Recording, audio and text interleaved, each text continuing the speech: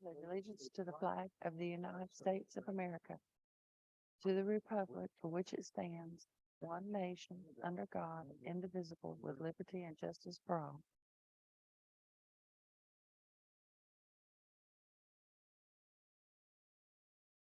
Someone make a motion to approve the agenda, please. I'll make a motion to put it with you. Thank you, Anthony. Second. I'll second. Any discussion? All in favor? Aye. Any opposed? Public comment, had no one sign up.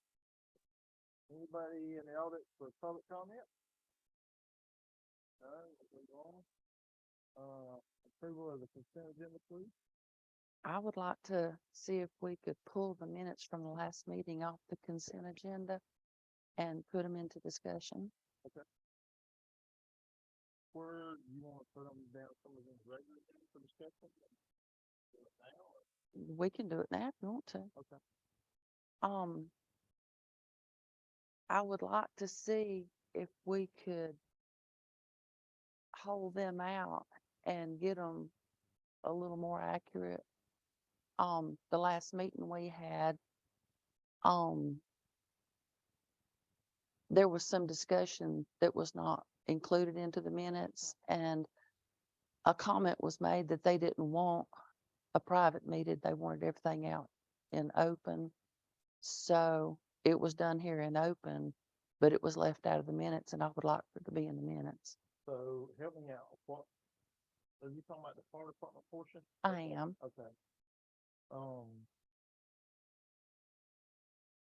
You want it word for word, I guess? Is that what you're looking for? Yeah. Okay. I'm sure it could be done. We would probably need to potentially look at hiring that out. Wouldn't you think? I mean, our policy ever since we got on audio and video has been just to get the highlights of everything, correct? Since even before I become mayor, Yeah, even previous council. basically the minutes have always been a general accounting of the meeting, any decisions that are made. Right. If you want to do them verbatim, hiring them out might produce a quicker result, but we can do it in-house. It would just take a little bit of time. Well, Cause y'all haven't done that in forever, have you, Steve? I mean, I remember back when we first started, we had to get it pretty close. We had another week to go by for the audio. No, we don't usually take that time because it does take a great deal of time. And if this is something you want, we can do it, but they won't be available for weeks. All that's still archived online. Mhm. but does that go into the record? I'll let Steve answer that and make sure he gives that. thing. The minutes are the permanent record. I would rather have them in. Discussion of the council.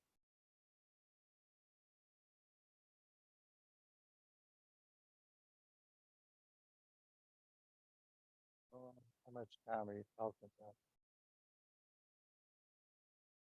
If I worked on it nonstop, we're talking probably a couple of days. But it's budget time. There's a lot going on right now, and I'm just not going to be able to get to it right away. We would shoot for your first meeting in June. when that was available. Well, 560 people have cared to watch it. So I feel like it needs to be in the minutes. Okay, I ain't gonna say I have a problem with that. I just trying to figure out the best route to do it. Do we have resources for something like this to hire it out? I mean, do we somebody, can we reach out and look for somebody and try to get a price back on it? We can certainly find somebody. We can speak with our attorney about someone who does that for a living. I don't know anyone offhand, but I know they're out there. Okay. Right, just the fire department. But so we'd have to help them get closed in on start and stop point somehow and timing of the video or audio. Let's go that route if it's okay. Is that fine? That'll be fine. You okay with that, Dave? Do you need us to make a motion of that about trying to get a price on it? To save them some time or just work on that and we'll. I think we'll just work on it. We don't need a Okay. motion. Is that good? Yep. Okay. Oh, Shannon, is your microphone on? Okay. It's just real quiet on the feed. That's all right. So, did we ever have a motion for the consent agenda, or did we just get it? Well, I'll write it down. We did not get a motion or a second, but the motion at this point would be to remove that item and. Right.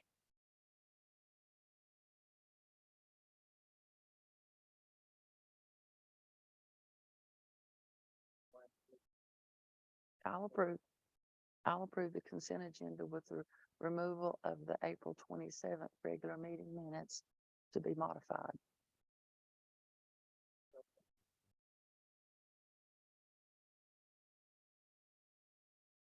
I got one other thing, maybe. If we're setting the public hearing for the June 8th, you think that's gonna give us enough time? I know that there's What public hearing are you talking about? for the budget, sorry. Or if we kick it to the next meeting, is that too close to the fiscal year? You, it's okay if you want to push it to the next one, but that only gives you that one meeting then to make a decision on it. But we're talking, I mean, tonight's your presentation. We tentatively have on the calendar a work session for the 22nd of May. And then the Okay. hearing would be scheduled for the 8th. And then Okay, you so can, that's similar to last year. yeah, Okay, it's Then the I'm- same schedule. then I'm good. I'll just second with nothing.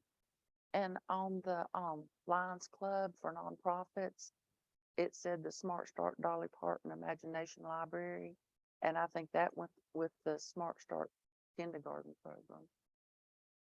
I got that note and we'll be making that correction. It was just a matter of hitting enter. Okay, thank you. All in favor? Uh,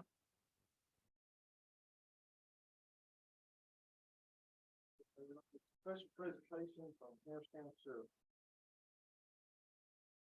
I'm going to recognize Deputy Player to get us started, please. I will let these gentlemen introduce themselves. Captain Whitaker's already been here, but we have a new captain who's been promoted, and I wanted him to come as part of the Mills River area and let him introduce himself to you. How are y'all? Thank you for your Good. time today. Congratulations. I appreciate it. Thank you very much. So I'm Captain Scott Galloway, Sheriff's Sergeant, been there for 22 years. Most of my time's been in Criminal Investigations Division. I'm a local guy from Etowah, North Carolina, on a beef cattle farm out there. So, do the farming a little bit. So that's a little bit. I have two kids. I have a son who plays football at Brevard College, and I have a 6-year-old who attends Brevard Academy. So, really excited about this opportunity, meeting you guys and moving forward. So I appreciate it. Have you on board? Absolutely. Any questions for Scott while he's up?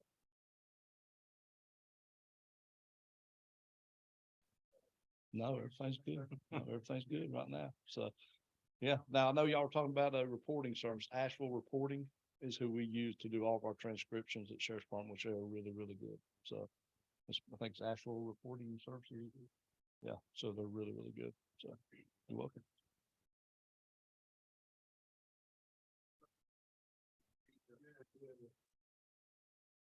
You guys got something to do, you want to get on, you got to, let's get on. Okay.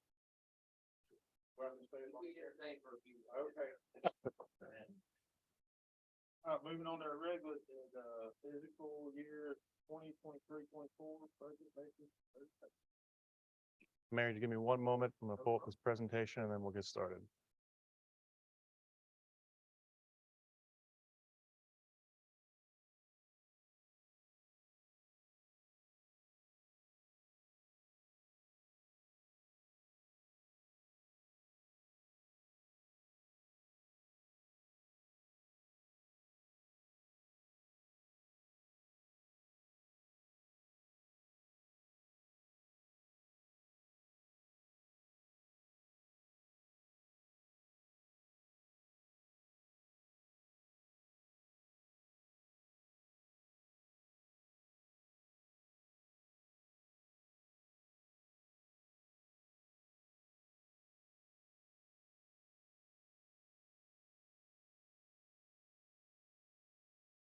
Okay. So this evening, we have your fiscal year 2023-2024 budget presentation. And I will start by saying, thank you for the effort that all of you put into serving your roles, because that certainly helps us do our jobs and it helps inform what we do every day and in terms of budgeting. I also want to thank fantastic staff who helps me every day and helps you all implement all the plans and policies that you invest your time and the town's money into. So with that, I'll just jump right into the presentation. Tonight, we're going to talk about the budget. So I'm going to go over, you've seen this last year, but I always like to go over it as a refresher for everyone. The purpose, a couple of terms you're going to hear me say over and over again, a little bit about government in North Carolina in general, and then I will talk about the budget itself, and then we'll get into the actual numbers. So the purpose of tonight is just to offer you the presentation for you to give me any feedback you have, any comments you want us to incorporate, ask any questions you might have, and then decide next steps. And again, we do have a tentative workshop scheduled for the 22nd if you'd like to have it. If not, the next meeting will be your regular May meeting, and then the hearing is actually scheduled for, well, now scheduled for June 8th. You have until July 1st to adopt it, so we prefer it be done a couple days ahead of time. So again, those key terms that I'll go over, fiscal year is, you'll hear us say that a lot. That runs from, oh, I did it backwards. It's actually July 1st to June 30th. All that time preparing, and the very first thing is wrong. Oh, man, we're off to a, that's right. We're off to a good start. So it's actually July 1st to June 30th is the fiscal year. So you'll see it written out in FY 2023-2024. You also see FY 24. And then a municipality is the same thing as a city or a town or a village in North Carolina. So you're either an incorporated town or you're not. So I typically will say town, referring to the town, but other places like the city of Hendersonville, the same thing. They just call themselves a city. Your fund balance is your assets minus your liabilities, and then your what we refer to as the general fund is basically the operating account. So that's where we run the business side of the operation. So paying vendors, paying salaries, paying for paper, all that kind of stuff. And then your capital reserve accounts are your savings accounts. So in North Carolina, you present a balanced budget every year. That's what you'll see later on in the presentation. So you're not really supposed to be budgeting for a surplus, which would be budgeting for savings, but you can do it if you're doing it with intention and with purpose. And so a couple of years ago, we set up 2 capital reserve accounts, one for Parks and Recreation and one for Town Hall. And both of those are pretty general. Parks and Recreation could be for the acquisition of land, construction of capital projects. It's not to be used for operations because it's capital, but it can be used for other things. And the Town Hall could be modifications of this building, construction of a new facility, or an acquisition of land for a new facility, something like that. And then you also hear people refer to when talking about public budgeting as what a penny is worth. So 1 penny of our tax rate times our valuation is about $209,000. That's the full value of 1 penny. It's not what we would collect, because we budget 98% collection rate. But if you're just doing this, the straight math, that's $209,000, which is a significant jump over last year. So the calendar, we're here tonight, May 11th, doing the budget presentation.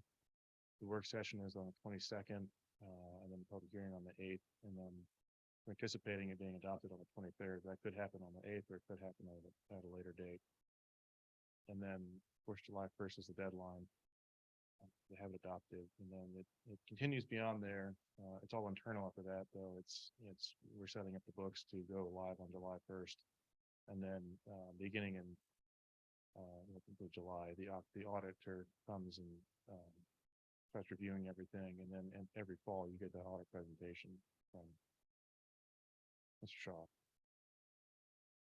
So in North Carolina, we're what's called a Dillon's Rule state, which is, it's not a law you'll find written down anywhere, but it's a decision the Supreme Court made back in the 19th century. And basically it says that you have a home rule state or you have a Dillon's Rule state. Home rule states you can find a lot out west, and that is if Mills River was in Colorado, you guys could set your own rules. Wouldn't have to worry about local bills affecting zoning regulations. The town is an entity in and of itself. In North Carolina and most of the eastern seaboard, the Dillon's rule precedent basically applies. So towns and counties exist because the state legislature says they exist. Legislature wants to do away with any one of them, they could. And that's why we have to make sure that there's direct enabling legislation to do something. It's not, if it's not listed, you can do it. It specifically has to say you can do it for you to be able to do it. And then this is something that I like to touch on every year. There's different types of services that are authorized for counties and cities. And then there are certain ones that are mandated. So authorized only for cities are things like cable TV, cemeteries, sidewalks, street lighting, streets. There's no county-owned sidewalks in the state. The county might help build those somewhere, but they don't own them at the end of the day.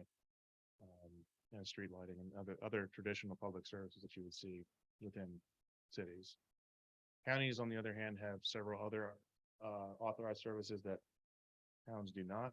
And a lot of this comes from counties obviously serving a larger area, and the broader services are not can be specific to a single geographical point in the county. So schools, obviously, soil and water, forest protection, public health. Then you have an even longer list of services that are authorized for both counties and cities. And I won't go through all these in alphabetical order, but you can see there's several that are authorized for either type of agency. And this is what I was referring to, the Dillon's rule. All these are authorized in state law. So if an entity wanted to begin offering, build a library, whether they're a city or a county, they could do that with public funding. So this list goes on for quite some time. And then you have mandated services. You've got the authorized services, and then you've got the mandated services. So we all know that our counties have much larger budgets. They cover a much larger area. A lot of that budget is already spoken for before the manager even sits down to start crunching numbers, because they have to provide public education. They have to provide social services. They have to have a sheriff's office and register of deeds. So a lot of things in the budget are not discretionary. Certain levels of funding might be, but as far as offering the services, they don't have a choice. In cities, oddly enough, the only thing that you're required to do is offer building code enforcement. Now that's a little bit of a generic statement, because since 2000, the law has shifted a little bit. So in order to incorporate, you have to provide more than that. But if you're an existing town prior to that date, all you have to do is maintain building code enforcement. And interestingly, the one thing that Mills River does not provide directly is building code enforcement. We do have a contract for that, like we do with fire and police, but we don't provide that in-house. And that is the case with most municipalities outside of your larger cities. The typical arrangement is the county office takes that responsibility, when they keep all the revenues from the permitting fees. The other type of authority that you'll see sometimes that we've dealt a little bit with this year is local legislation. An example of that is Senate Bill 265, which would shift the election years from odd to even years. That only affects the district from the senator who presented it. It doesn't affect the whole state. So it's local legislation. Another example of that is an occupancy tax. Those can only be authorized through local legislation, and not authorized statewide on a general basis. And then there are other types of local legislation I didn't get into, but just wanted to illustrate the idea. So going back to what Mills River provides, technically we offer all these services: building code enforcement, fire and police protection, parks and recreation, planning, zoning, street lighting, maintenance, street maintenance, and watershed improvements. You'll note that fire protection, law enforcement, planning and zoning, and street lighting are our 4 core services. If you're going to talk about core services, that's typically what I'm referring to. And I say that because when the town was chartered back in 2003, those were the services the town promised to provide, and that's what we are continuing to provide this year. But on top of that, we have a very active Parks and Recreation department and very active Parks and Recreation facilities here on site. We also offer street maintenance. Town Center Drive is a public road. And then as recently in the last year, we've assumed watershed responsibilities. So we do all that stuff in-house. That used to be provided with turns out it wasn't a contract, but it was provided by Henderson County. We're doing that in-house now. So just in summary, you have authorized services, the enabling legislation that I mentioned. you have mandated services that you have to provide, whether you're a county or a city. Others, which is are the local bills that would impact local counties or cities or both. And then we have what we provide here at the town. And I always include this quote, which I think is important, is that governments exist to provide services. Those services can vary from agency to agency, from geography to geography. But that's why they're there, in essence. And so I say that because not only is that what they do, but there are things that you have to have in order to provide those services, and those things are people. You can have all the computers and equipment and tractors you need, but if you don't have people to run them. That's really what government is. It's just providing enough personnel to provide services to your citizens. So I always like to point out a couple of key things that we finished over the last, I say finished, but we're not quite through 12 months of the fiscal year. And also things like the pedestrian plan are not quite done. The work is done, but it's not been adopted yet. So we've hired new people this year. We've committed the American Rescue Plan Act, implemented 2 different software platforms for Parks and Recreation and for planning. We've hosted movie nights in the park. We are offering now our first program and we're doing a dance class. The shelter is complete, although we're still working through those funding issues. I mentioned the ped plan. We've secured grants. Everyone in the organization has some sort of certification that they've maintained this year. We've completed office upgrades, which created the space for our new employee, Kevin, our planning technician. We've purchased 1 parcel of land and working towards purchasing additional ones. Food truck ordinance was updated, which has been kind of a long-standing thing that we needed to address. The Land Preservation Committee is now set up. We're meeting next week. Mills River Day, we partnered with North River Farms to make that happen, and Watershed Administration getting that all on the books, up and running. We all completed CPR training this year. It's the first time that we've had something like that, sort of in-service training. And then continuing education maintenance. So everyone who has those certifications, not only do they have to maintain those through minimum hours of annual trainings or what have you, there's conferences and associations that everyone participates in to just keep up to date on what's going on in their respective fields. So as far as the budget goes, I'll just jump right into it. A budget is a plan of financial activity for a period of time where you designate revenues and expenses. It's that simple. It's just you are estimating what you're going to bring in, what you're going to send out, and it's for, in our case, 12 months. This time I got correct. It's July 1st to June 30th. What it is not, though, is an accounting of funds. It is that because that's where you show where the funds are coming in and where the funds are going. But it's really a policy document because if you're trying to get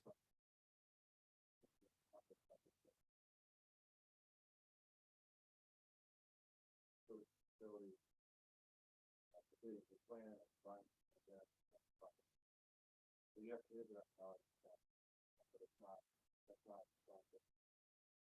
each year, before deadline, it's very first one.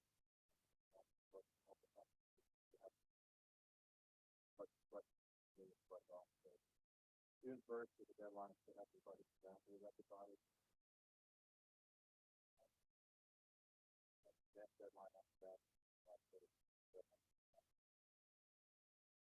it's based.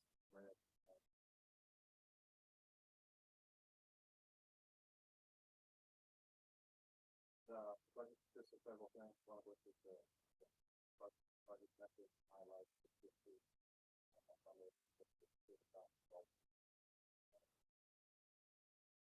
Questions so far before I got into numbers?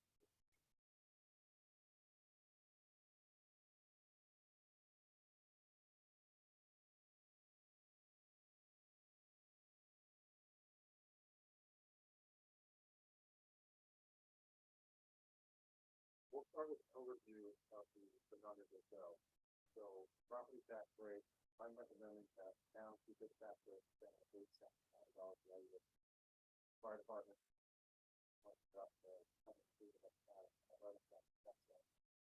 Revenue neutral rate, which includes both fire and town rate, 6.2 cents.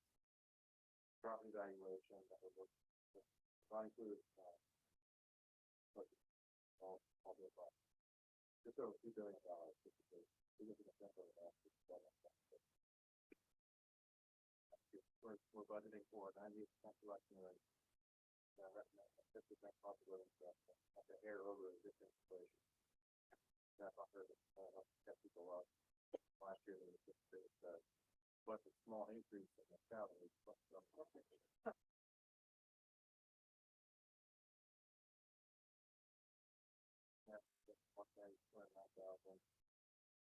Notice what they did this year is that how capital effect 3.2 million dollars. Both budget $5.4 million. We've seen about 10% increase over the year prior. The year prior to that as well. That is the probably too fast to kind of require that. Two capital projects that plan to this year that were there.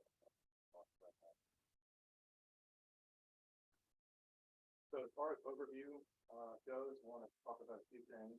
Personnel wise, proposing 2 new positions. Current year, we had created a part-time administrative assistant position. Let's upgrade that full-time. That person to deputy tax collector assistant. Current tax collector thinking about retirement, so we're planning ahead. Yes, we'll just like to stand up, take some time. And then in our parks department, we would like to have a maintenance supervisor position. But having a street maintenance are all here, so we'd like to increase some supervision out there and have a person do that. And then currently have a vacancy which can leave that vacant. Not what the building that so we funded 3 maintenance technician positions, 50%. The other new position, supervisor.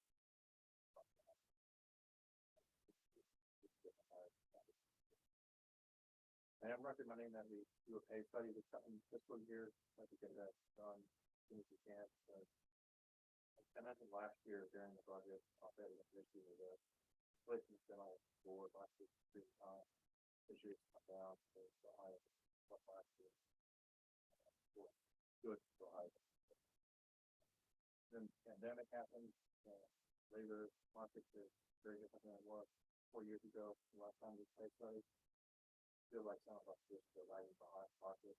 I'm not sure that we have the data to back up.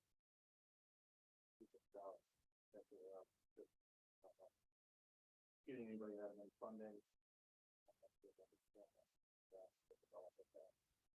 And when sometimes improve, we want to make sure that we one of the things that we talked about is the business that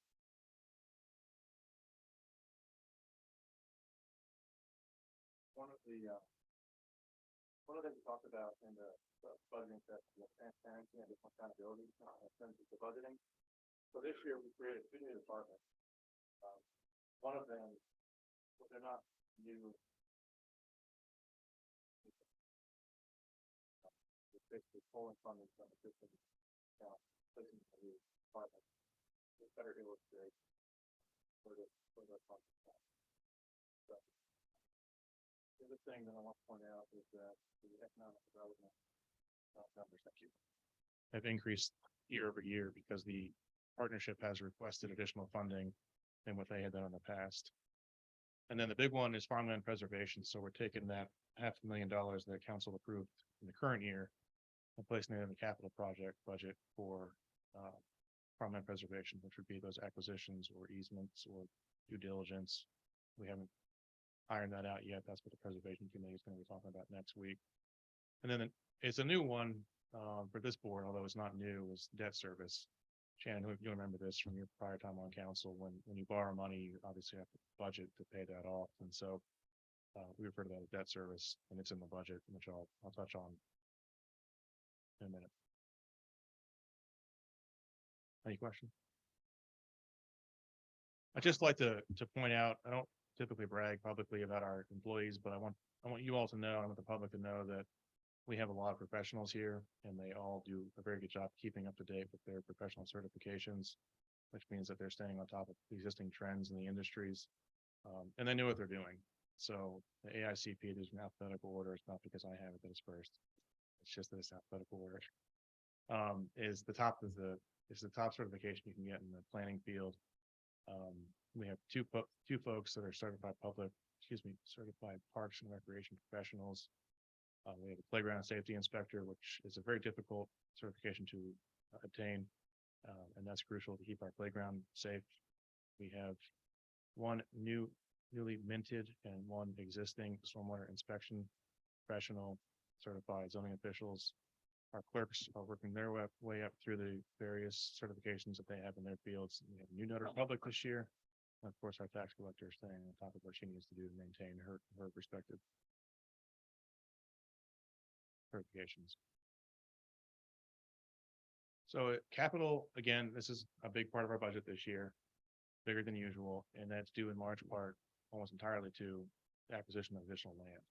We budgeted $2 million for the acquisition and the ultimate acquisition and financing of the other piece. And then associated with that is a Parks and Recreation Trust Fund application, which if we're able to secure a waiver from that agency, we could potentially be reimbursed for some of the funds that the town spends to purchase those lands. So we are budgeting some money in the capital plan to hire a consultant to do that design work, which is a requirement of the grant. The big one on here that is new, that you've not seen before, at least budgeted, it's been on the CIP, is the Unified Development Ordinance, or UDO. And this would be a couple different things. It would be a rewrite and updates to our existing code. But the reason it's called the Unified Development Ordinance is because you take all of the various codes, like your subdivision, your nuisance, and your mobile home, and environmental protections, and put all that stuff into one document. And so you're not having to flip back and forth as much. You still have to flip back and forth. But it's a unified document, and hopefully the idea is that it gets rid of contradictions and redundancies and gets rid of those things that just don't make sense, because like every small town, we've kind of pulled together ordinances from other organizations and tried to make them our own. I'll get into the numbers of that in a moment. That's going to be a multi-year project, though. It's not going to happen all this next year if it's funded. And then we're carrying over several projects. The green space is the grading work that recently went out to bid for that 4 or so acres down there. The meadow project includes the backfield that's going to be converted to the wildflower meadow, as well as the pollinator garden up here by the shelter. We ordered a golf cart this year, did not receive the golf cart this year, so we're refunding that. And then the playground access is the grant that we got a couple months ago. So on revenues, this is a little bit hard to read. The big one is our property tax revenue has gone up roughly 30%. And that's of course due to the revaluation plus just our natural growth as properties are improved. We are anticipating slight increase in some of our franchise taxes. State shared revenues are our sales tax that we collect, and we're showing a nearly 30% increase. And that is actually, that estimate of revenue is less than what we're estimating what we received this year. So that does account for a certain amount of slowdown in the sales tax collection, although we don't expect a huge decline in that. And then I'll point out the,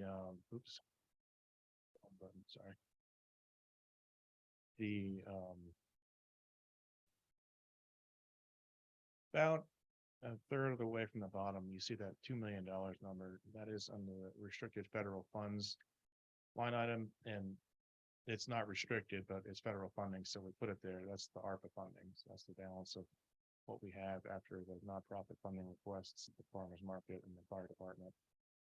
And then the big one at the bottom there is that 1.25 million, I believe it says. That's the fund balance appropriation to cover part of the acquisitions as well as the capital projects that we're recommending that we fund this year.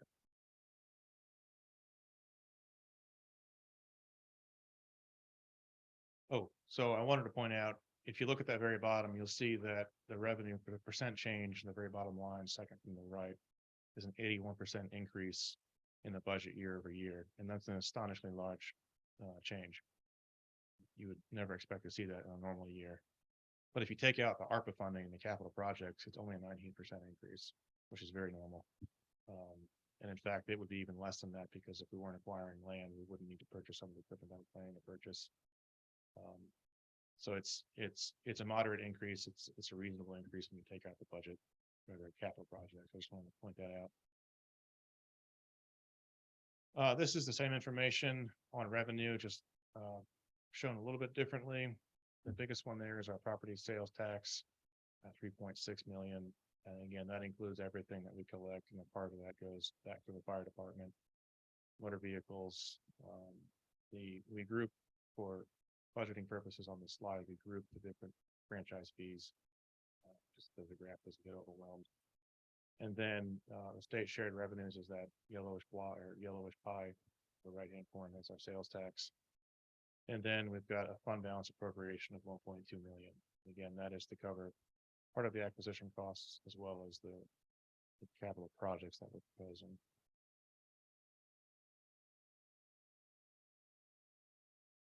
Just a little bit of background. Like I show this every year, going back 10 years. This is the levy, basically the property value that we base the collections off of each year. And these are actual numbers, so these aren't going to match like prior budgets because these come from the audits. But it's just to kind of give you an idea of where things are going, and things are going up, which is good for revenue, good for the community. And this is the one you really want to see, is where the collected is exceeding your budgeted numbers for property tax. And that last one you see there is 21, and that was a unique year. Obviously, we've been collecting more than budgeted, but people were really eager to pay their taxes that year for some interesting reason. We didn't have a very good year. The other revenue I like to point out is sales tax. You know, these are your actual numbers going back 10 years. At one point, it was only $256,000 you're getting in a year, and last year we finished the year at 1.2, almost 1.3 million. So that's a significant increase.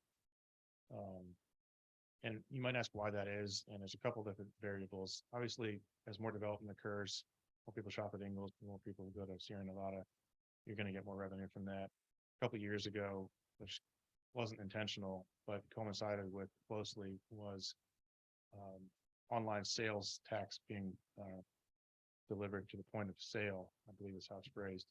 So it used to, when you bought something online, you weren't paying sales tax, or if you were, it wasn't going to where you lived. But that changed, and then the pandemic hit, so people were not only buying more online, but that sales tax was being collected locally. So that accounts for a significant jump the last couple of years. But then as the state grows, we're one of the fastest growing states in the country, as the state grows, more people buy stuff. Part of the formula is we get a very small portion of what the state collects statewide. Was that 157 number of 22, is that, It is and that's based on based on our existing monthly averages, and then let me just go to the next one. So the monthly averages, the monthly average for the year, and then each year in March, you typically see a drop off of, say, it's several percentage points. I did math last year, but I can't remember. So we estimate a significant drop off for the next month, and then the last two kind of playing back out normal. So it's a conservative estimate. It's slightly lower than our monthly average, but that's what we're estimating. And this is where you can see the actual numbers. So 22 ended at 1.29 million. Current year 2023 is, we estimated revenues at 1.08 million, and we are going to finish out closer to 1.5 million, if not more. And the estimate for next year, that 2024 number, is the 1.4 that we're estimating we're going to bring in the next fiscal year. So those two, the black and green lines, are running parallel, which is a good thing. Trying to get them a little bit closer together. So we're being more accurate with our estimations. It's been very, very difficult these last few years. Statewide, it's been all over the board. Some people continuing to see 30 and 40% increases every year. Some people are flattening out, some are going down. It's about as varied as there are cities in the state.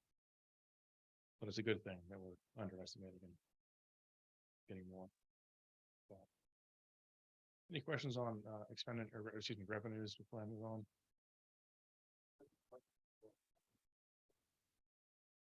I'm planning on the monthly average going up from what we estimated this year, but for it not to be as high as it was this year, if that makes sense.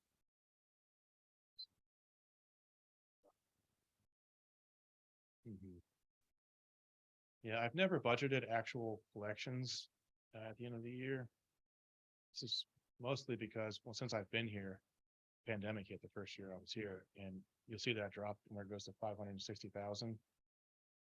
In fiscal year 20, we estimated 600,000.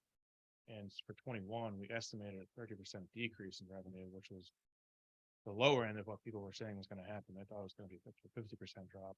So we budgeted 560, but we actually brought in just over $1 million.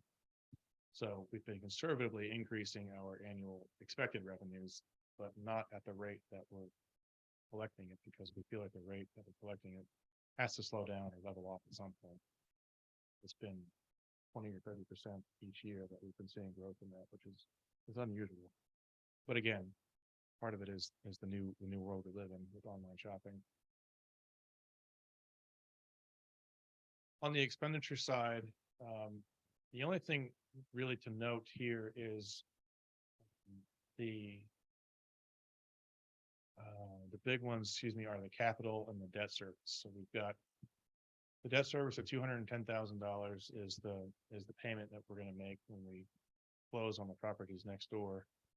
That's only for 11 months, or excuse me, 10 months. We're not planning to pay the payment in July or August, because we're waiting till after the closing to assume that we'll be making those payments. So next year, if all goes according to plan, that debt service number will go up by roughly 40,000, but it won't be because payments have changed. It's simply because we're paying 12 months worth of mortgage instead of 10. And then the police went up modest amount from 914 to 982. Fire department, you've already seen that budget. I will point out that their number was 2.17 million, I believe. Ours is 2.175, so it's about $4,500 difference there. They used the earlier projections, like I think they came out in February. We used the latest projections, assuming that those are the most accurate, since they've just been through the reval. So the numbers differ a little bit, and we always end up paying them more than the budget anyway. So there's a couple of $1,000s in there that's that difference. And then economic development has gone up a little bit because of the request from the Economic Investment Fund. So for comparison, again, you see that huge increase from 5.7, which is your amended budget this year, up to 9.4 for next year. But again, that's almost exclusively due to the capital expenditures. And then we do have operational increases as well, which I'll get into in a moment. And this is just something I like to point out. For every dollar that we get, and these are old numbers, these aren't, don't look at the values necessarily, just understand the formula. So if something like governing body is 6/10 of the town's budget, that means every dollar we bring in, 6 cents goes to pay for that particular service. So in 22 for the police, it was 16 cents of every dollar that came in went to pay the law enforcement contract. And then you can do the math on the rest. It's just an interesting way to look at it. So I call these highlights, but it's actually quite an extensive list. But I'll breeze through some of this stuff. The reserves, or the capital reserve accounts I mentioned, there are some changes to administration. We are recommending funding the non-profit requests we saw last month. I'll touch on the tax and information technology departments, point out that change in the EIF funding, of course, farmland and the fire department. So what we refer to in the budget is the interfund account, which is our capital reserve account, which is just an internal transfer, was established in fiscal year 21, and it was 1/4 of 1 penny of the tax rate was earmarked for Parks and Recreation, which at that time was $34,000. In FY 22, we increased to include not just Parks and Recreation, but the town hall expansion, addition, or renovation or acquisition of land for such. And then we also increased the rate. So it went from 1/4 penny for parks to 1/2 penny. And then for the town hall, we went all at 3/4 of a penny to start. For the current year that we're in, we set both of them at 3/4 of 1 penny, which brings in just over $111,000 for each fund. For fiscal year 24, which is the year we're looking at budgeting, I'm recommending we increase that for parks up to a whole penny, which again is $209,000. And that is anticipation of expected needs for the acquisition of these parcels for future construction projects, for future grant matching dollars, things of that nature, and then keeping the town hall fund dedication the same amount at 156,500, which is 3/4 of a penny. But you can see it went up from 111 to 156 because of the revaluation.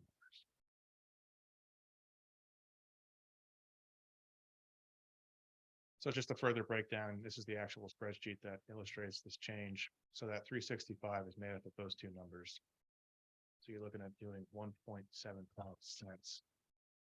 $100 value to go to each of these accounts.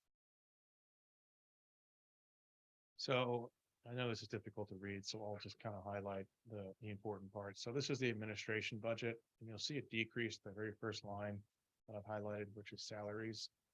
And that is because our tax collector salary has always been housed in administration, and we're sliding that over to a new budget. So there's a decrease in there. It's not dollar for dollar because we're also recommending adding a full-time position to be the deputy collector as well as the administrative assistant, and that position will be split 50-50. That's why it went down. I think it says 23,000 as opposed to the full salary amount. It's in accounts for that 50% coverage. And then you'll notice on telephone and internet access, those completely zero out. Those are moved into the information technology department, which is where we will code things moving forward. And the reason we do stuff like this is because if you look at, if you're Joe Public and you see telephone service, well, what does that actually mean? If someone was so inclined, they could call us up and ask for a report, and it would include a lot of different things. Well, telephone's a bad example. Let me go to the software contracts one. We have a variety of different software packages that we use for permitting and parks and recreation, for accounting purposes, website, and all of those are contracts that we have annually. And they support the whole organization, I guess is one way to put it. So we're trying to spread out those expenditures to show a more accurate reflection of where the town's investing the money that it brings in off of these revenues. So that's why we did that. And then the contracted services, that was reduced as well because it went to the information technology department. So overall, this department did have an increase, but it was, I believe, $10,000 is what that says. Very, very minor in terms of the increase for this particular department. For tax collections, you'll see that we moved over a lot of stuff from a lot of the decreases you saw in the administration budget that weren't IT related came into tax collection. So the salaries and wages, that's the combined for the existing tax collector, as well as the proposed new position. And then your typical payroll, benefits expenditures, travel for training, and then dues and subscription. And we have a contingency of $8,000, which is about 5%, I believe, of the budget prior to the contingency add-on. We only have contingency in the administration budget right now. That's the way it's always been. But this year we've created contingency line items for all budgets. And basically what that does is help us deal with emergencies that were unforeseen. So if we budgeted at $20,000 for a maintenance of this facility and the air conditioning goes out, and it costs us $25,000. But rather than having to come back to you to request the additional $5,000, we would pull into contingency, cover that. It's just it's a simpler way to budget, and it saves some work on your part long term. So again, that IT department, that includes all of our telephone service, all the internet access. As maintenance and contracts is what I was talking about for the various software packages. They all have annual dues, and it's more than you might think. It's Zoom, it's the TeamViewer, which is the remote software, it's the accounting software, it's the registration software, it's permit software, it's the website, copy machine, lease, and contracts for service. It's a lot of stuff. And then the contracted services is what we pay Brynet is our vendor for server maintenance and upgrades and monitoring. And general IT support. And then there's also a contingency in this budget. Economic development, the only change to this is, well, you heard last month, the partnership. Ag HC is on top there, is requesting a small increase up to $17,000 instead of 16,500. The Henderson County Partnership for Economic Development includes $25,000 for operations and then $25,000 for the Economic Investment Fund. And that's Mrs. Brady has been requesting that increase for some time now. For the EIF, last year the town funded $15,000 towards operations and $5,000 towards Economic Investment Fund, EIF. And I believe the rationale for that is in part because those EIF funds aren't necessarily going to be spent in Mills River. And I think that's been past council's reservations about funding that at the full request, which is a very good reason to not do that. I'll just point out this year that they are working on several large tracks in Mills River. So it is possible that any funding that the town provides will be put back into the town for marketing and due diligence purposes. And then we have our typical incentives that we've been paying for some time. So the other large expenditure in the budget is the farmland preservation. This is new this year. We've talked about this for the last few years and are trying to make it a reality this year. The Preservation Committee was established last month. We're meeting next week for the first time. And the council has previously committed $500,000 of its $2.3 million allotment of ARP funding for preservation, for farmland preservation specifically. So we're going to program that into the budget so it's available once we get these rules, procedures set up. There's a property that qualifies, that money is there to be used for those purposes. And then just lastly, I mentioned this already, but I'll point it out, is the fire department budget you saw last month is at $2,170,600, and ours is at $2,175,500. And that $4,500 difference again is the projection numbers are slightly different than what they used. And then we typically end up giving them more than we budget for anyway, so it is increased by another 0.5%, I think. Any questions? Those are all operational expenditures. Any questions on those before I jump into capital? So your capital projects are, just like we've talked about with ARPA, are your non-recurring one-time expenditures for things that you're purchasing something, you're building something, you're acquiring something that is over $5,000 as our threshold. And a couple of years ago, we set up the plan to include these categories, these 5 categories: public facilities, transportation, parks and rec, community development, and equipment. And so we use those just sort of as categories to define where projects go, to give them some semblance of a plan. And so the summary page is difficult to read, but this is the same information you can see broken out by department, or by category rather. But community development includes the farmland as well as the UDO, and the public facilities includes the acquisition of one of the parcels of land that we're looking at.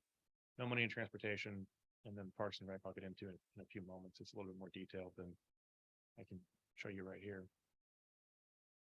So on public facilities, the current year, which is FY23, that's grayed out. You can see that we budgeted for the cell tower as well as building maintenance and room upgrades. And that most of that went to office upgrades, and then a small part to wrap up the AV installation of this room. Moving forward, in FY24, you see that $1 million for town hall expansion, relocation, acquisition. That's a broad category. But the intention of those funds is to be used to acquire the property next door that we've been working on. And then next year, we're budgeting money to resurface the parking lots in the town and House Park. And then you see future years, we've got $3 million set aside for town hall. That's not funded. There's not a funding source for it. It's just a placeholder to keep people reminded of the fact that this building has a finite amount of space, and the service demands are growing, and additional space is needed for both personnel as well as provide those services, provide those programs. Transportation, there's no funding in here. A couple of years ago, the town got a grant from the MPO for preliminary engineering for the Mills River Valley Trail. But that project was put on hold when the DOT had its cash crisis. And it's still kind of on hold. I don't know the official status of it, but it ballooned from a estimated design cost of 300,000 to 1.3 million. So I've not budgeted any money for it because it's too much up in the air to know what that actual cost is going to be. But next year, we're assuming that it will come back to a point where it can be completed, and that $2 million represents 5% match, I believe, of the overall design cost. And then you'll see that in future years, we've got $11 million, which is basically 10 times the design cost for the actual construction of the trail. So there is a period of time that once that engineering is complete on the design phase, that project has to be progress has to be made on implementation of that project, which would be construction of the trail itself. I'm glad you said that. I think it's always very important to mention that when you mention that project. Take the money and spend the money on the design, and yourself fulfilling the project in 10 years. So that needs to always be said. That's it. Yeah, it's a big one. Parks and Recreation, a lot of this stuff, let me point out a couple of highlights. Again, FY23 is grayed out. The projects that you see going horizontal are grayed out because they've been completed. So going down FY24, a lot of these are carryovers. So the $55,000 for the managed meadow and butterfly garden is the spraying that we just did on the backfield, and then also expenses for the pollinator garden up here. The maintained green space is the project that we just sent to bid for the upgrading the field back there. And then the playground access is the grant that we got for the ADA access to the playground. Again, our match is $263,000. Excuse me, the grant was $263,000. And the majority of the town's match will be coming from Powell Bill, cover the asphalt for the sidewalks. And then again, the golf cart we budgeted for this year and ordered it, but it's not been delivered, so we haven't paid for it. The mower is not a mower. That just happened to be the name of the category left over from last year. That's equipment that we're anticipating acquiring for maintaining that lower field once it's converted to the maintained green space. And anything that we might think about getting for maintaining next door, depending upon what we do with that. And then that's also what those maintenance facilities funds are for at $75,000. That would be to make any improvements or renovations to the new facility if council decides to do that next year. And then the $1 million at the end there is again to cover the acquisition of the new parcels.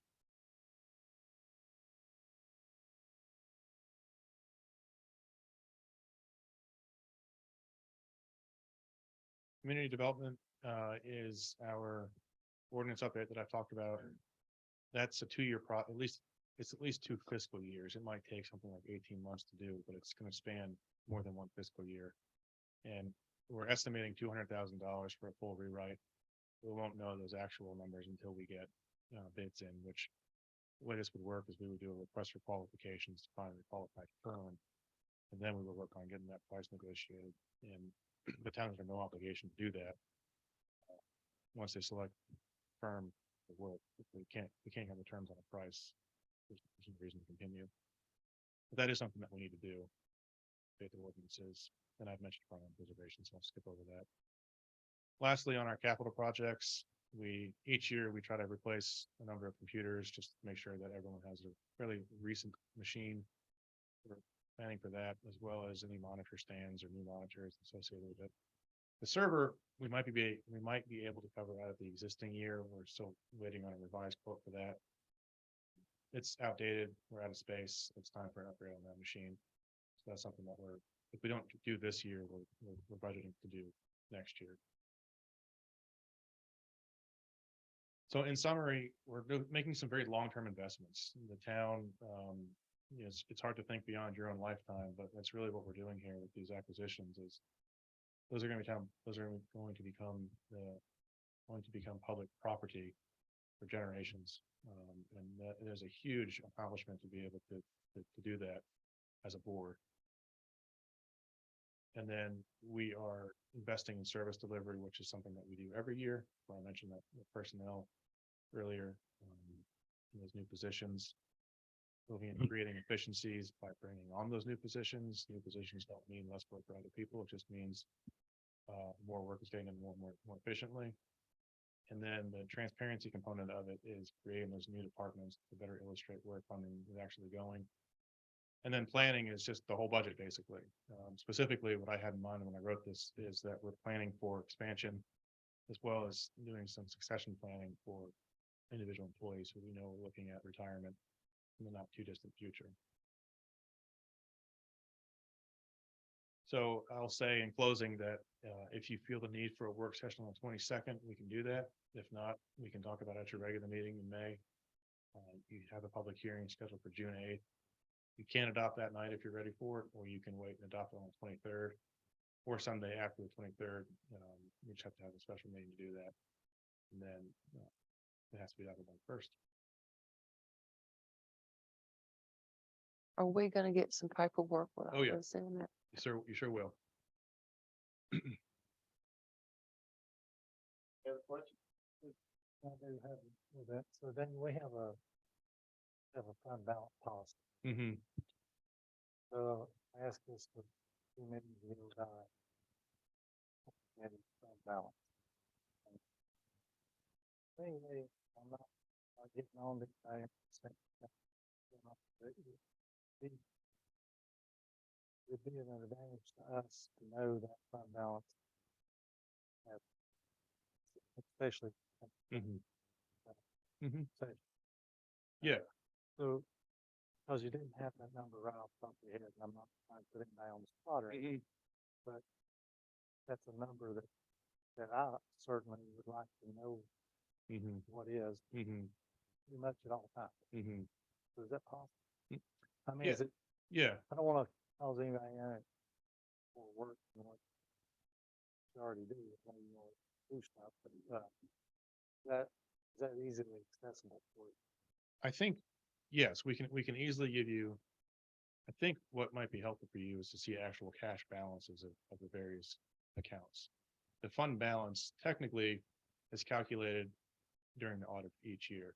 So we use the term kind of loosely, but we can certainly get you the balances of everything, so you can see where things are now and the impact of the new budget, where things will be. You know what I'm talking I about? do. Mhm.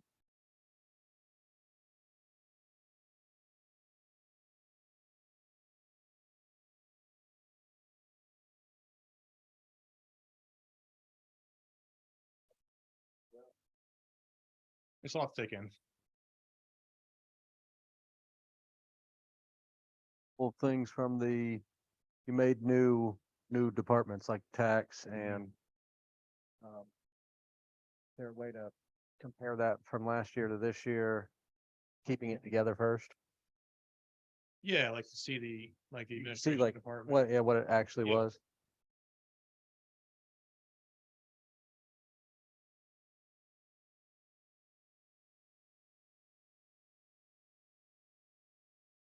And is there no, for like the farmland preservation, I know we're gonna use ARPA for this year, is there no desire to allocate money for a fund for every year like we do the town hall or the park?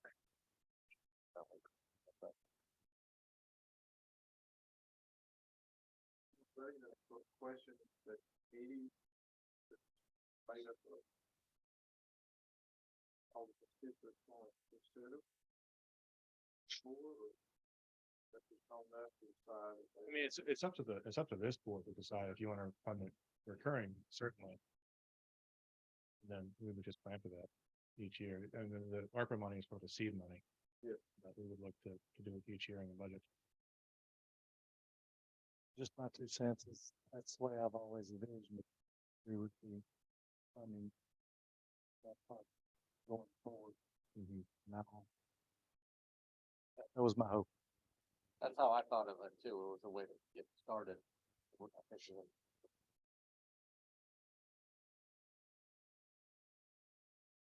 At what point on the park and the town hall appropriated funds, at what point can you spend those? Whenever you're ready to. So we could spend it on the park, on a bigger park. Yeah, each year in your budget, there's a resolution what's adopted as part of your budget. In that resolution, you have to do this every year. The resolution says you're creating this capital reserve account. Has this balance, you're adding this much to it. Purpose of this account is for these things, and I don't know what the verbiage is off the top of my head, but it's something to the effect of for the acquisition, expansion, or construction of park facilities and equipment. Something like that. Have we used it before? No. Either one of them. Mm-mm. So it's legal savings. Yes.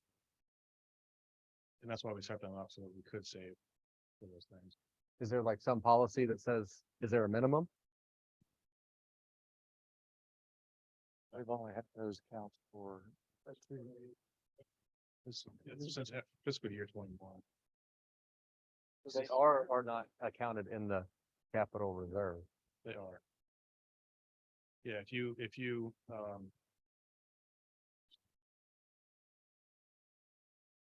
we fund it in the operating budget, so if you look.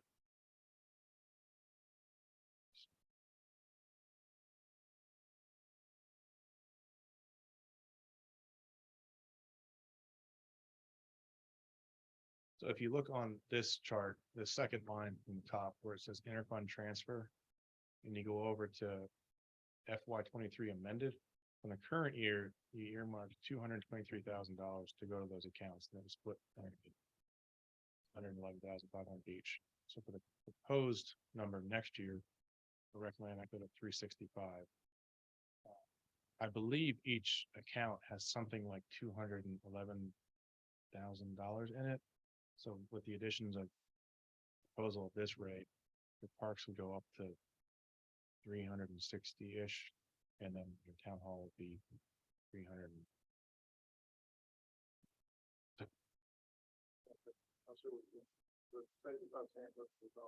What's that? Yeah, so here's how we got started. Oh man.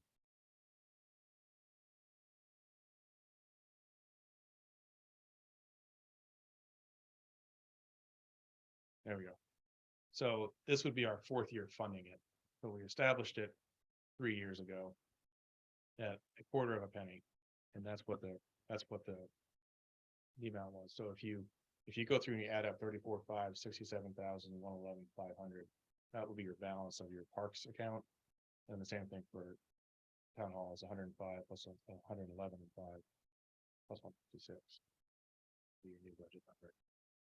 So those are reserved for, like I mentioned, one-time expenditures, but they're specific to those two things. It's like town hall would have to be the design of a new town hall, the construction of a new town hall, the expansion of town hall.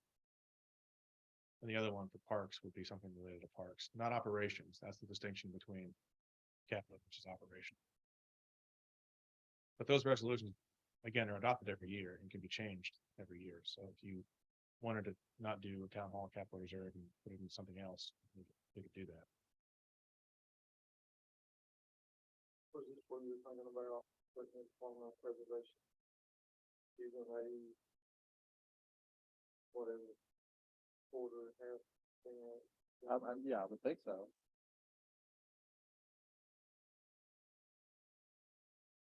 Are they gonna be looking for grants for that also? sure. Would that be the committee or would that be town staff? Okay, we've already determined that we're not gonna be running. Personnel, so we're gonna partner with the party. Okay.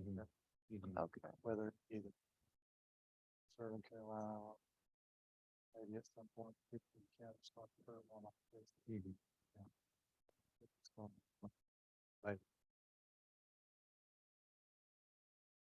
some of this money might have to go toward the grant right portion of it. What the payroll was.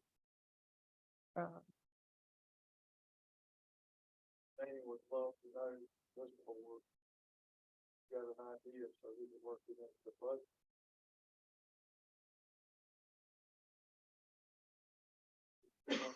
Look at the workshop or June 8th. We have a. We'll have the full budget notebook available in draft form. Might be one of those that's better to, we kickstarted it with ARPA, and just earmark it for FY 25.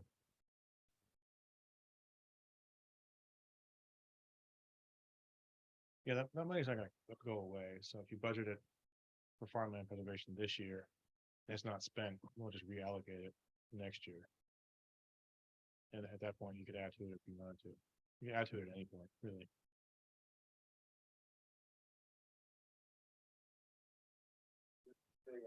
So, I guess, so the town can't technically save money for a purpose unless it's in the capital.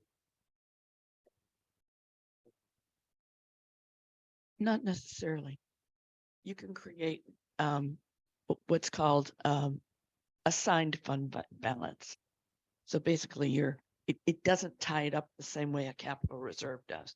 Capital reserve then limits how it can be spent unless you reallocate it to another capital project.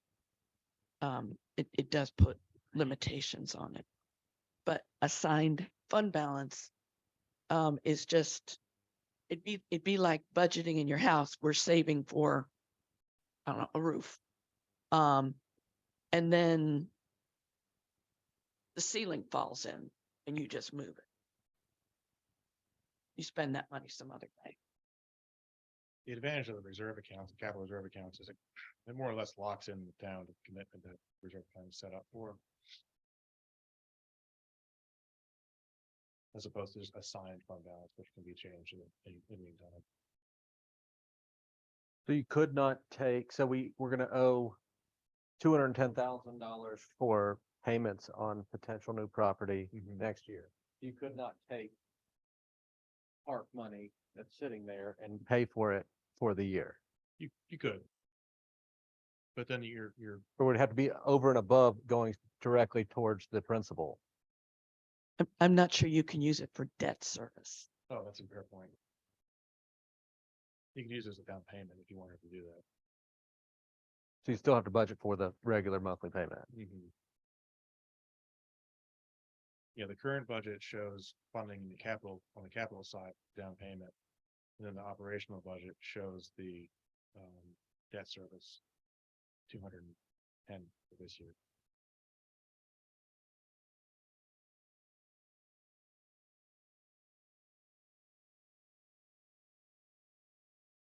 I know you've been through this process a lot. This is my third or fourth time seeing it. I do better if I've got the paper in front of me so I can scribble and stuff on it. So, I look forward to Monday. Yeah. So I Yeah, I didn't expect to give you first a lot of detailed feedback tonight, because I know you need time to digest it. The interest, interest always. And we put a quarter, 1 penny for farmland preservation as a, see what it, how it affects the budget. So the way I'm looking at it, it's gonna be around a little over 50,000. I mean, I certainly had envisioned town budgeting for that each and every year. But we do, like James said, we do have ARPA funds available for this year. So That's true. that it's overly pressing to do it for this year or not. Is that what you're thinking? Yeah. Yeah, I was just something that we're gonna have to keep funding if we're. Because it looks like you said, you look down before you know it.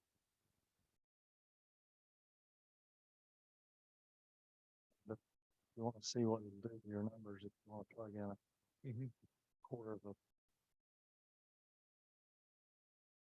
Can't do that. And it's great to leave it in. We'll do that. All right. Got anything else? Ask this while we're in this portion of it, after seeing this, do y'all wanna read through the paper before we decide if we're gonna do the workshop? Or just going to June 8th? I'm okay with what I've seen today with June 8th to discuss these things, but if y'all wanna wait. How long, 7 days or 72 hours, what's the rule on that? Open for Very that, special meeting. for that special workshop? I always say 72 hours gives staff time to do it as well, to build that in. But if there's any intention of making any type of significant changes to this, it would probably be a good idea to do it before June 8th. With dropping that comment, thing in or out, is sufficient change. Not at a quarter of a penny. We're kind of at a disadvantage because we're a person down. We don't know what Jeff's questions are gonna be.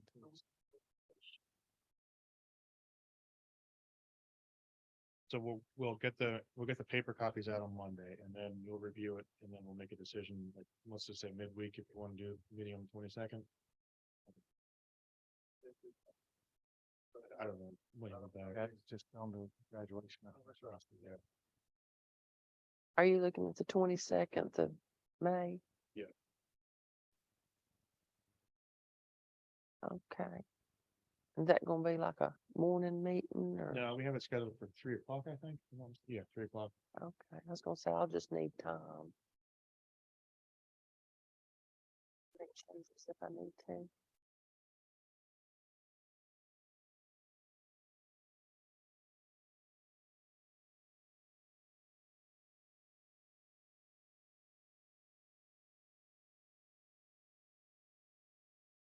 Board of Adjustment reappointment.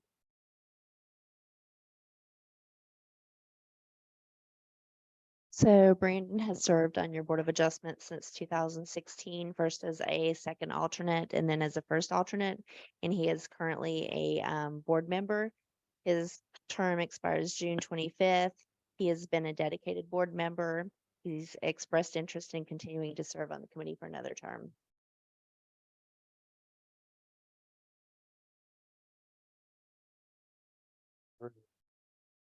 Board of Adjustment meeting up into these excellent questions. It's based off. Thank you. Well served. More. I would make a motion that would be.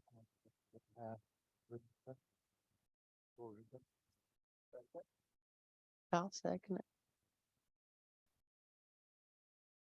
All in favor?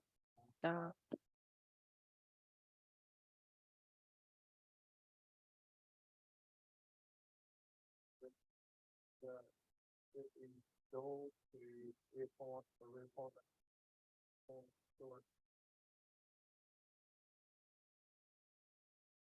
Kathy served on the Henderson County Historic Resources Commission since 2020. She currently serves as the chair of that committee.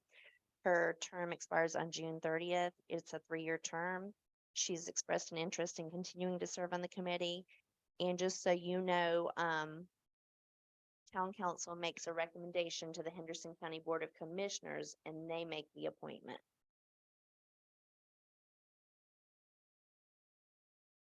Like that. A motion for the record. I'll make a motion that we recommend Kathy Dool to reappoint to the Henderson County Historic Resources Commission. Second. Discussion. All in favor? Any opposed? The, set a public hearing for the expenditure of property. Mayor, before we move further on this, I'd just like to remind the board that Mrs. Good has property adjacent to property we're going to be discussing. So if you would excuse her from this discussion, You please. want me to step out? Yes, sir. So we need.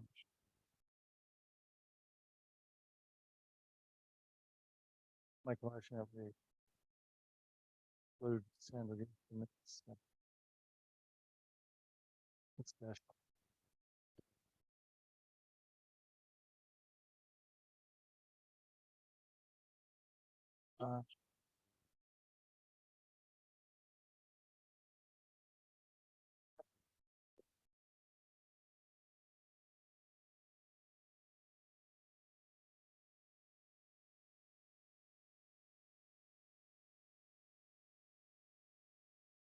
There's Yeah, three. you're right?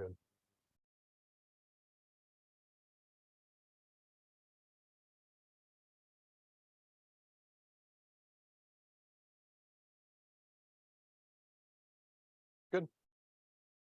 Good. So this evening in front of you, you have resolution 2023-06. And the purpose of this is to set a public hearing for the exchange of property. And so I mentioned it in the budget discussion, but the town is working towards exchanging property it owns on Banner Farm Road for a parcel next door to the park. And there are a couple of procedural steps we have to follow under the Local Government Finance and Control Act under state law, one of which is setting a public hearing for to adopt a resolution of intent to exchange property. So that's what's in front of you this evening. And I will be happy to refer to our finance director if you have questions.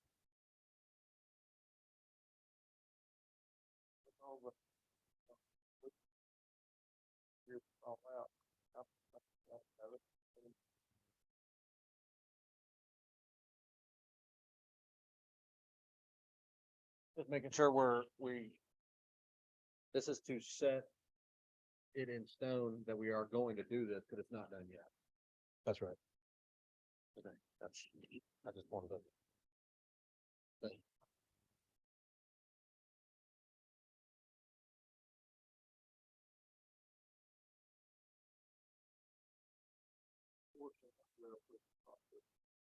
This is what you're looking at right this minute is actually a state statute.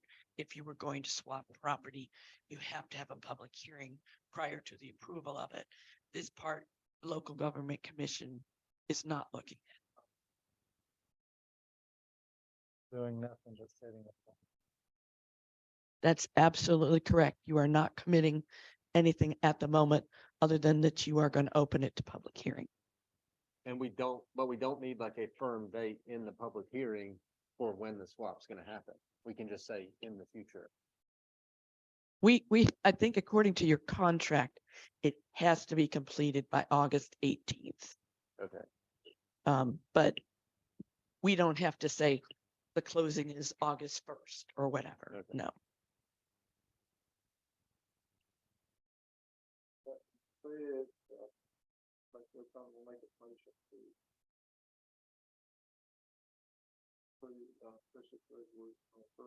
Make a motion that was set a public hearing, resolution 2306.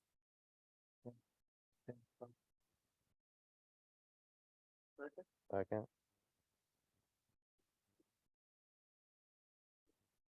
Aye.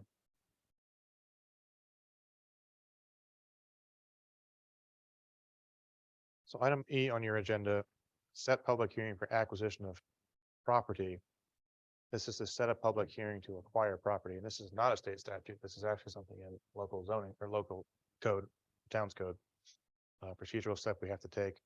So what you're doing here, again, is setting the public hearing for May 25th.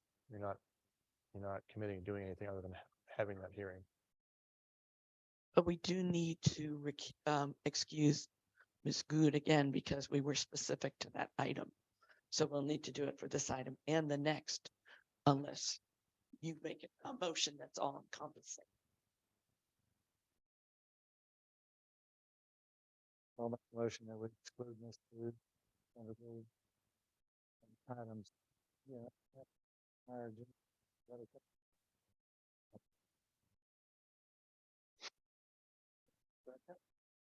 Second.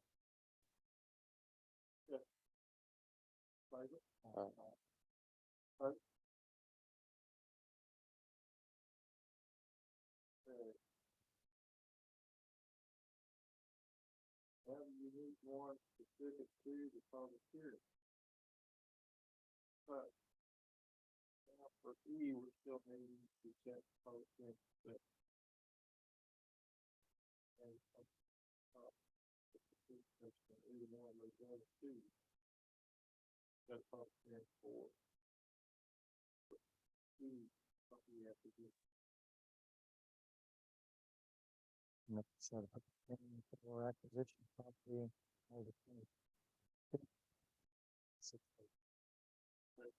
Second.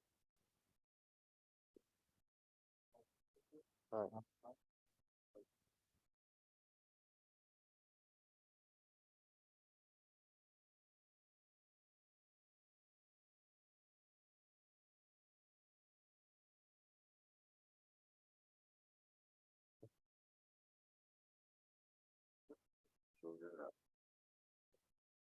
Okay, last item on your regular, well, excuse me, item F on your regular agenda. Resolution 2023-08 is authorizing the application to the Local Government Commission for approval for installment financing. So North Carolina state law dictates that if you're going to be spending more than $500,000 a year, or you're going to be financing something over more than 5 years, you have to get the state's approval. So this resolution is authorizing staff to submit the application for installment financing to acquire the Johnston properties. And the application for the state is due early June, and the commission would review the application for approval on July the 11th. Here to say they're only next one day a month. That's right. First Tuesday. Mhm.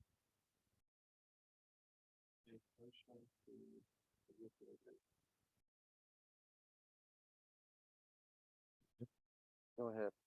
Did such a good job.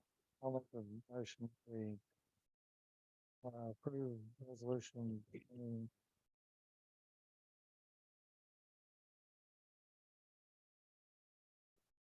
Second.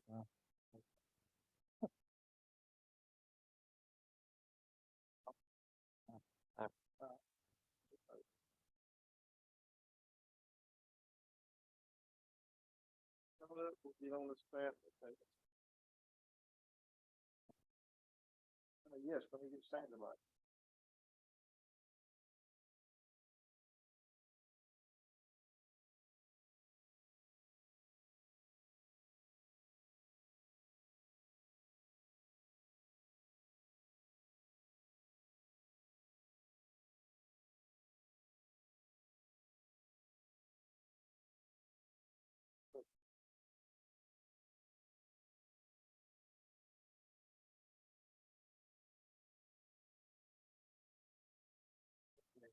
We're down to staff update.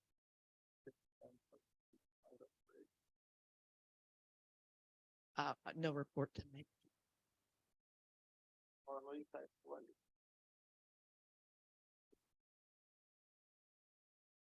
So at the end of April, your collections, your actual collections were $2,871,708.81.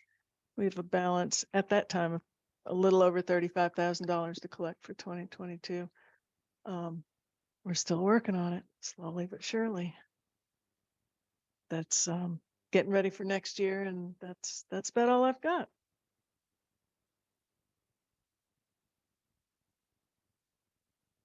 Yeah, first I just want to thank everyone who came out to Mills River Day. It was a really great event.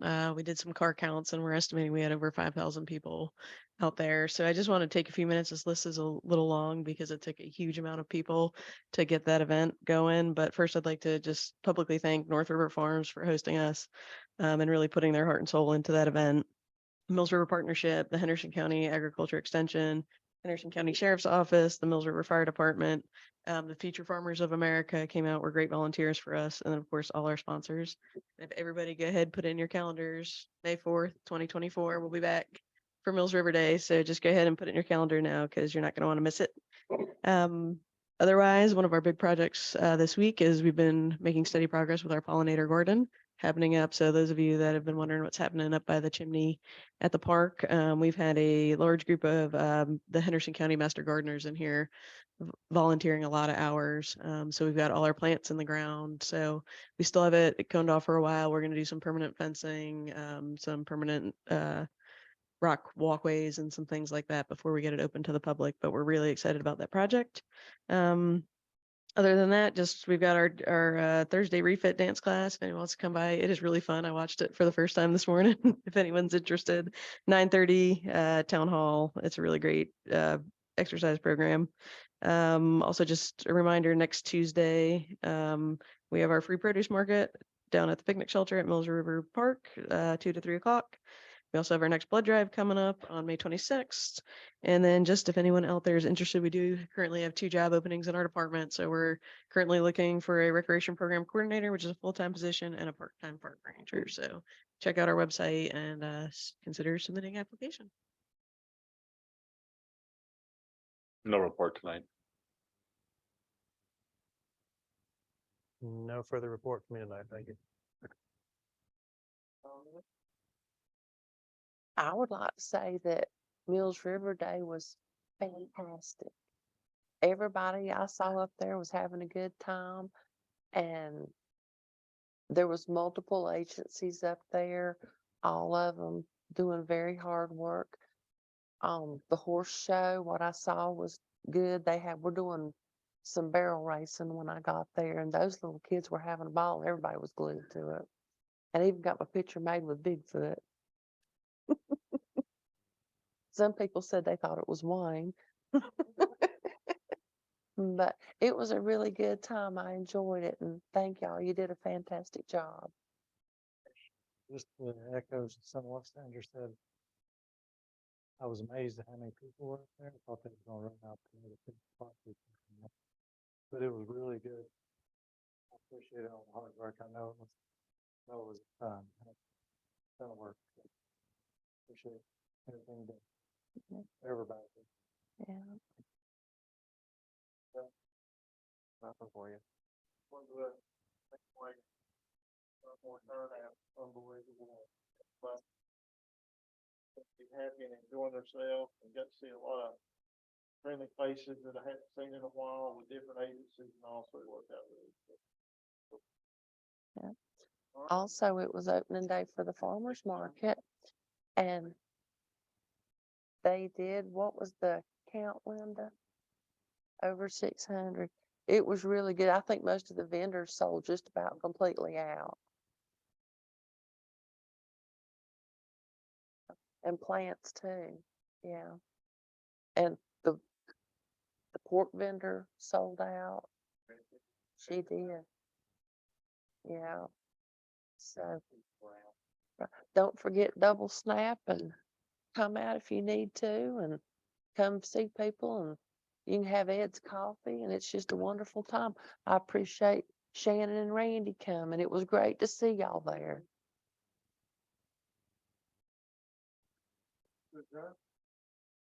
So moved.